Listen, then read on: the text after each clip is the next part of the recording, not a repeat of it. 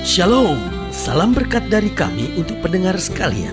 Saat ini pendengar akan diberkati dengan program Hari Ini Harinya Tuhan bagian yang ke-8. Sebuah program rohani tentang doktrin Alkitab yang menolong kita untuk semakin tertanam dalam kebenaran firman dan bertumbuh dalam kemuliaan. Bersama hambanya, Pendeta Gilbert Lumendong, STH. Banyak orang merasa doktrin Alkitab sebagai sesuatu yang membingungkan. Tetapi tahukah saudara bahwa doktrin Alkitab intinya adalah memahami Alkitab dengan benar, dengan pemahaman yang sistematis, sehingga kita terus dapat tertanam di dalam kebenaran firman, sehingga kita terus bertumbuh di dalam kemuliaan Allah. Buka hati saudara sekalian untuk menerima berkat-berkat firman-Nya hari ini. Haleluya. Salam jumpa pendengar berkati Tuhan. Dan saya percaya sesuatu akan kembali terjadi dalam hidup saudara lewat program ini, karena Allah yang berfirman adalah Allah yang memberkati, menuntun, membimbing anak-anaknya. Itu sebabnya dengan sangat sukacita saya kembali lewat program ini, karena firman Allah tidak pernah gagal dalam menuntun orang yang sesuai dengan kehendaknya. Dan dasar hidup kita harus senantiasa didasari oleh firman Allah. Berita dunia ini tidak dapat membawa hiburan buat kita. Segala petunjuk-petunjuk dunia ini dapat salah, tetapi firman Allah yang menuntun hidup kita selalu akan membawa kita pada hidup yang berkemenangan. Nah, dalam program ini kita sedang membahas Matius pasal 7 ayat yang pertama sampai ayat yang kelima, di mana kita berbicara tentang hal menghakimi. Janganlah kamu menghakimi supaya kamu tidak dihakimi, karena dengan penghakiman yang kamu pakai untuk menghakimi, kamu akan dihakimi, dan ukuran yang kamu pakai untuk mengukur akan diukurkan kepadamu. Mengapakah engkau melihat selumbar di mata saudaramu, sedangkan balok di dalam matamu tidak engkau ketahui? Bagaimanakah engkau dapat berkata kepada saudaramu, biarlah aku mengeluarkan selumbar itu dari matamu, padahal ada balok di dalam matamu? Hei orang munafik, keluarkan dahulu balok dari matamu, maka engkau akan melihat dengan jelas untuk mengeluarkan selumbar itu dari mata saudaramu.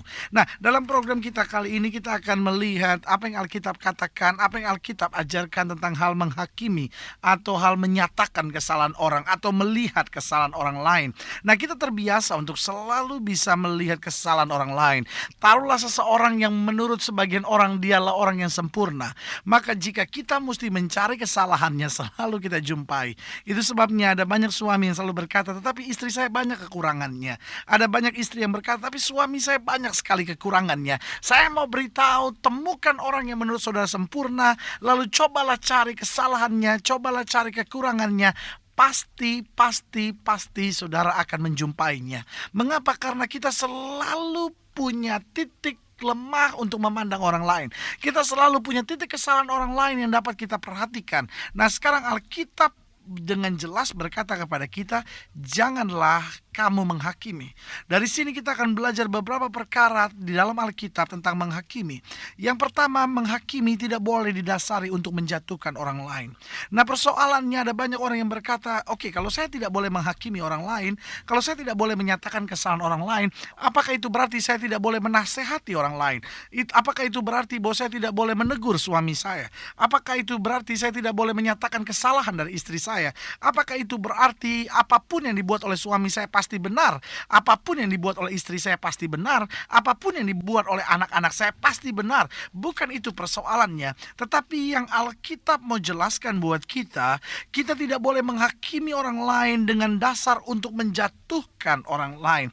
Karena persoalannya kita memang sudah melihat kesalahannya, lalu kita coba menjatuhkannya, coba menyatakan kesalahannya. Tetapi ayat yang kedua menantang kepada kita, karena dengan penghakiman yang kamu pakai untuk menghakimi, kamu akan dihakimi, dan ukuran yang kamu pakai untuk mengukur akan diukurkan kepadamu. Jika kita hanya mencari-cari kesalahan orang lain hanya untuk menjatuhkannya, menegur, lalu mematahkan semangatnya, maka kita gagal untuk membangkitkan semangatnya. Kita gagal untuk masuk dalam rumah tangga yang bahagia. Kita gagal untuk menjadi seorang yang hidup dalam kasih.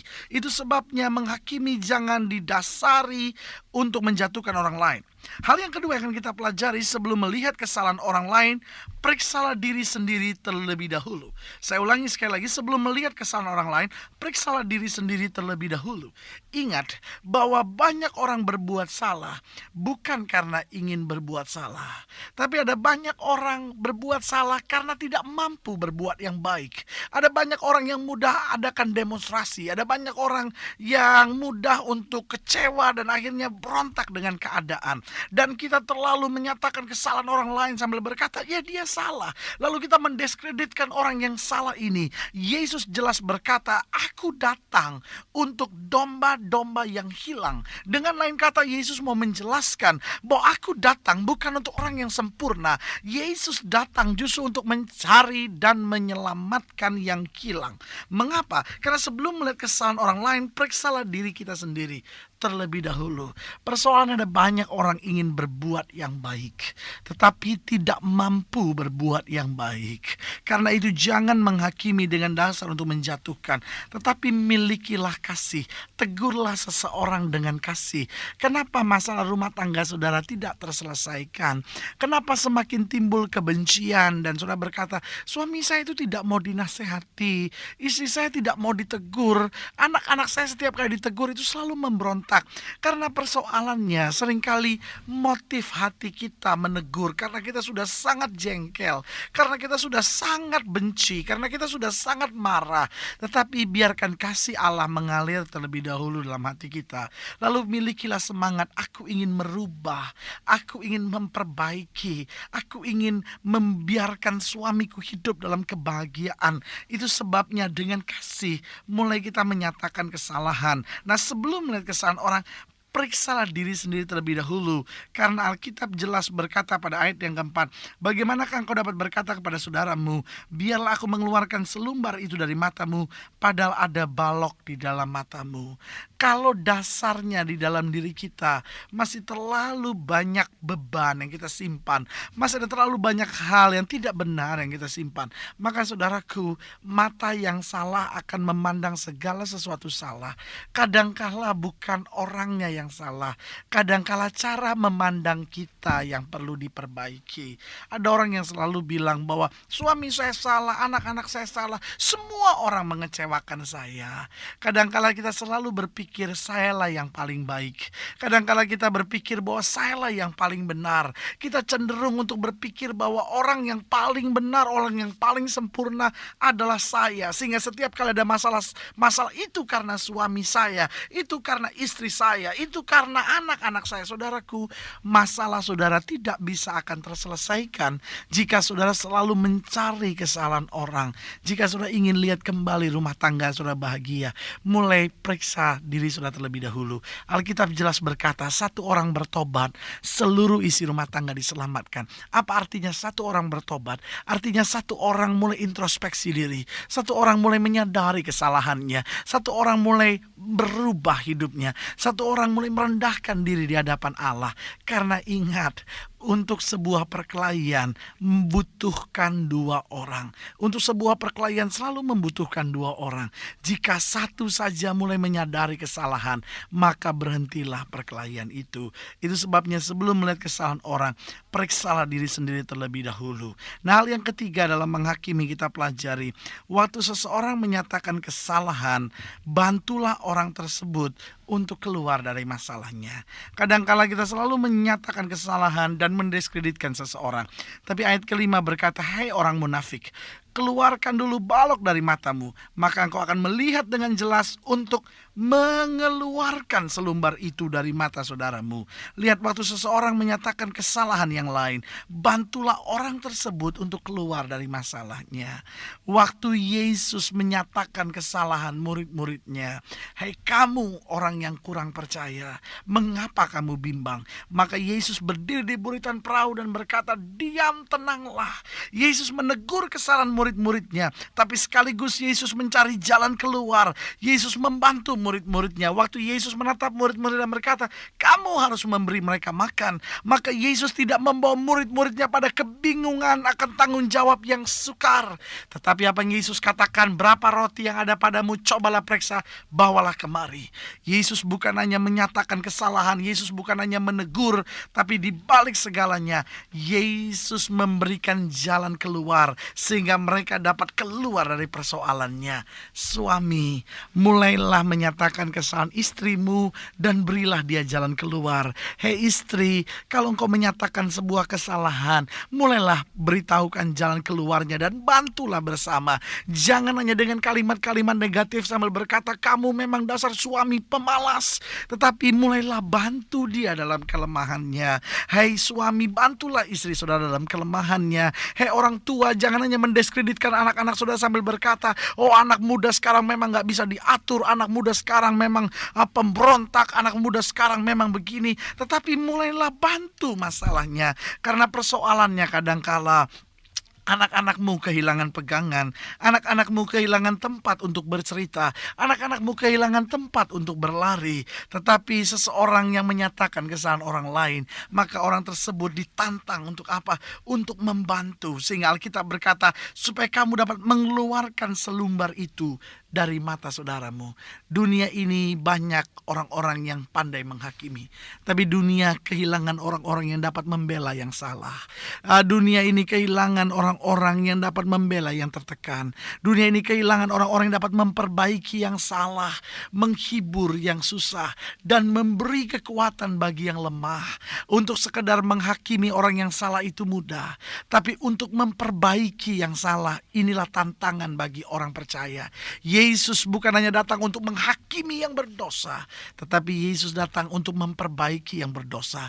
Lewat darahnya yang tercurah, dia memperbaiki. Mungkin saudara berkata, suamiku sudah tidak bisa lagi diperbaiki. Mungkin saudara berkata, rumah tanggaku tidak lagi bisa diperbaiki. Mungkin saudara berkata, masa mudaku tidak mungkin lagi diperbaiki. Saya mau beritahu, tidak ada yang sukar bagi Yesus. Mungkin engkau merasa keadaanmu sudah begitu berat. Mungkin saudara merasa bahwa tidak ada orang lagi yang peduli dengan saudara.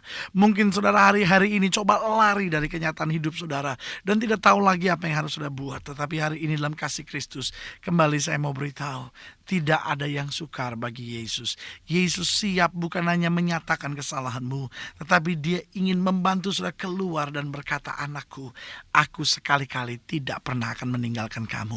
Lewat program ini saya mau berdoa bagi setiap pendengar sekalian. Jika saudara sedang dalam beban berat, saudara dalam kesulitan, saudara membutuhkan mujizat dari Tuhan, saudara boleh tundukkan kepala, saudara boleh taruh tangan kanan di dada. Dan lewat program ini saya mau berdoa sekarang. Bapa, dalam nama Yesus, Engkau lihat setiap mereka yang berbeban berat.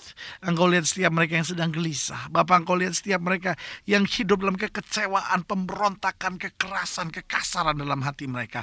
Hamba berdoa lewat program ini dalam nama Yesus, biar jamahan roh-Mu Tuhan menjamah umat Tuhan satu persatu.